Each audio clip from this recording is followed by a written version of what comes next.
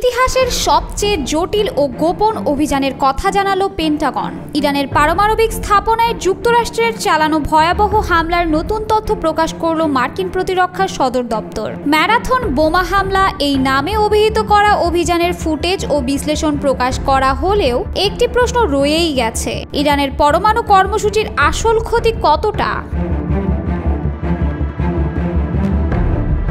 শুক্রবার এক জরুরি ব্রিফিংয়ে প্রতিরক্ষা সচিব পিট হেগসেথ বলেন, যুক্তরাষ্ট্র এমন একটি সামরিক অপারেশন চালিয়েছে যা আধুনিক যুদ্ধ ইতিহাসে নজিরবিহীন। এই হামলা ছিল সুপরিকল্পিত, জটিল এবং ভয়ঙ্করভাবে নিখুঁত।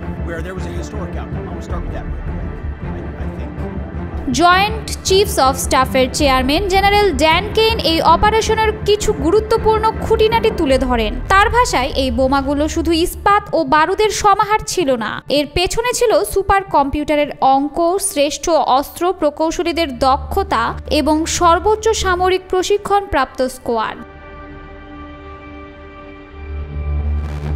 ৩৭ ঘণ্টা ব্যাপী এই অপারেশনে অংশ নেয় বিমান বাহিনীর সক্রিয় ইউনিট, মিসৌরি এয়ার ন্যাশনাল গার্ডের সদস্য, এমনকি বহু নারী পুরুষ কর্মকর্তা, যাদের অনেকে ছিলেন ক্যাপ্টেন থেকে কর্নেল পদমর্যাদায়। জেনারেল কেইনের ভাষায়, তারা জানতো হয়তো বাড়ি ফেরা হবে না, তবু তারা উড়াল দিয়েছিল।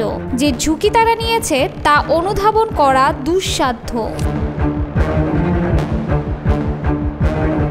পেন্টাগনের দেওয়া ভিডিও ফুটেজে দেখা যায় কিভাবে ৩০,০০০ পাউন্ড ওজনের বাংকার বাস্টার বোমা পাহাড়ের গভীরে ঢুকে বিস্ফোরিত হচ্ছে। এই বোমা যুদ্ধক্ষেত্রে প্রথমবারের মতো ব্যবহার হয়েছে বলেও জানান এই কর্মকর্তা। লক্ষ্য ছিল ইরানের সেই পারমাণবিক স্থাপনাগুলো যেগুলো পাহাড়ের নিচে তৈরি করে অদৃশ্য হয়ে যাওয়ার চেষ্টা করেছিল তেহরান।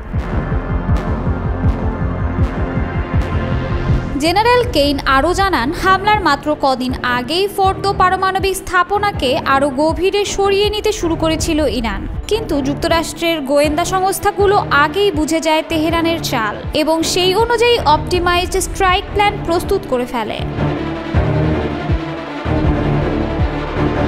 কিন্তু এত সব চমকপ্রদ সামরিক মহড়ার মাঝেও বড় প্রশ্ন থেকে যাচ্ছে, ইরানের প্রকল্প ধ্বংস হলো কিনা। পেন্টাগন এই প্রশ্নের কোনো সরাসরি উত্তর দেয়নি। প্রতিরক্ষা সচিব ও জেনারেল কেইন গোয়েন্দা সংস্থা CIA ও NSA এর তথ্যের উপর দায় চাপিয়েছেন। আমরা শুধু হামলা করেছি, বিশ্লেষণ করছে ইন্টেলিজেন্স।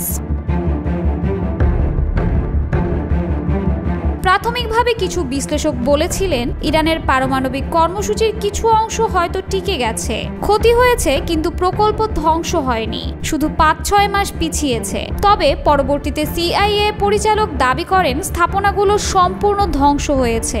ইরান যদি এটি আবার গঠন করতে চায় তাহলে তাদের কয়েক বছর লেগে যাবে। অন্যদিকে প্রেসিডেন্ট ট্রাম্প পুরোপুরি আত্মবিশ্বাসী। বলেছেন, এই হামলায় ইরানের পারমাণবিক স্বপ্ন একেবারে চূর্ণ হয়ে গেছে। কিন্তু বিশ্লেষকদের প্রশ্ন, হামলার কয়েক ঘন্টার মধ্যেই কিভাবে তিনি এত নিশ্চিত হলেন? এই প্রশ্নের উত্তর এখনও অজানা।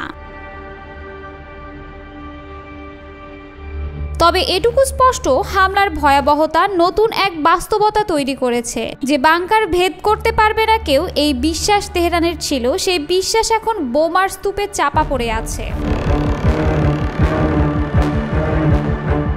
বিশ্লেষকরা বলছেন, যুক্তরাষ্ট্র শুধু যুদ্ধ করেনি, তারা ক্ষমতা প্রদর্শন করেছে এবং সেই প্রদর্শনের ইঙ্গিত ছিল স্পষ্ট। যদি কেউ রেড লাইন অতিক্রম করে তাহলে আমেরিকা থেমে থাকবে না। কিন্তু প্রশ্ন এখন আর শুধু সামরিক নয়, কূটনৈতিকও বটে। ইরান কি এই হামলার জবাব দেবে, নাকি তারা আরেকটি অপারেশনের প্রস্তুতি নিচ্ছে? পেন্টাগনের প্রকাশিত তথ্য এই উত্তরের অপেক্ষায় থাকা বিশ্লেষকদের আরও প্রশ্নমুখর করে তুলেছে। সবশেষে প্রেসিডেন্ট ট্রাম্প যখন বলছেন আমরা ইতিহাস লিখেছি, তখন তেহরান সেই ইতিহাসের ধ্বংসস্তূপের মাঝে নতুন হিসাব কষছে। এই যুদ্ধ কি এখনো শেষ, না কেবল শুরু হলো?